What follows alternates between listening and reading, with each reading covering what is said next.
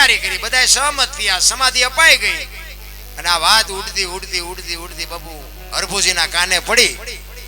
હરભુજી માનતા નથી કે બને જ નહીં, એ તો વચનનો સિદ્ધ પુરુષ છે, મહાપુરુષ છે, મને કીધું છે મળ્યા સિવાય જઈશ નહીં, અને મને મળ્યો નથી ને જઈ કેવી રીતે હકે? કે પણ જા, 3 દી થયા, 3.5 દી થયા, પડદે થયા એને 3.5 દિવસ થયા. હરભુજી અમે ન્યા જ હતા. ઈ કે એ બધી વાત હાજી, પણ ઈ કે હું અહીંયા જઉં અને પછી અહીંયા પાકું કરું પછી વાત. ઈ ત્યાંથી બાપુ ઘોડા ઉપર ચડે અને પોકરણગઢ આવે અને સીમાડે આવે અને રામદેવજી બાપા બેઠા છે અને ઘોડા ચરે છે. અહીંયા બાપુ આ બાપુ હરભુજીએ વાણી કરેલી કે હરભુજીને હૈયે હરખ અપાર, ઘોડલા ચરણતા દીઠા રામા પીરના. અને હરભુજી કહે છે એમને હરખ માતો નથી. દુનિયા કહે છે કે રામદેવજી બાપા પડદે થઈ ગયા અને આ બેઠા રામદેવજી. આ શું દુનિયા વાતો કરે છે?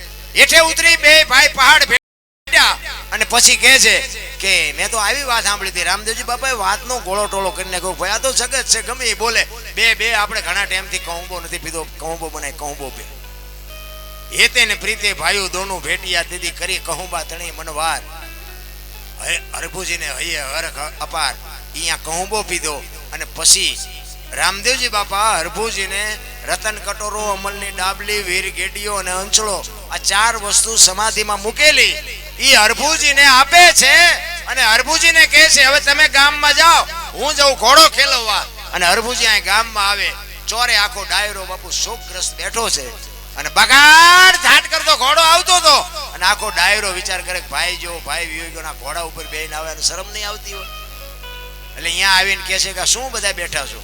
એ કે શું ભલામણ વાત કરે છે, રામદેવજી બાપા પડદે થઈ ગયા, 3 દી 3.5 દી થઈ ગયા. હરભુજી કે પણ મને અત્યારે સીમાડે ભેગા થયા, હું તમે ગાંડા જેવી વાત કરો છો? એ કે આખું ગામ ખોટું તું હાચો. અને પછી આ રતન કટોરો, અમલની ડાબલી, વીર ગેડીઓ આ બધું દેખાડ્યું અને આમને શંકા જાગી. સમાધિમાં મૂકેલી વસ્તુ હતી અને આમને એમ થયું કે આપણે સમાધિ દઈને આવતા રહ્યા, પછી માથું મારી નીકળી ગયેલા, હાલો કે ખોલવું જોવું છે.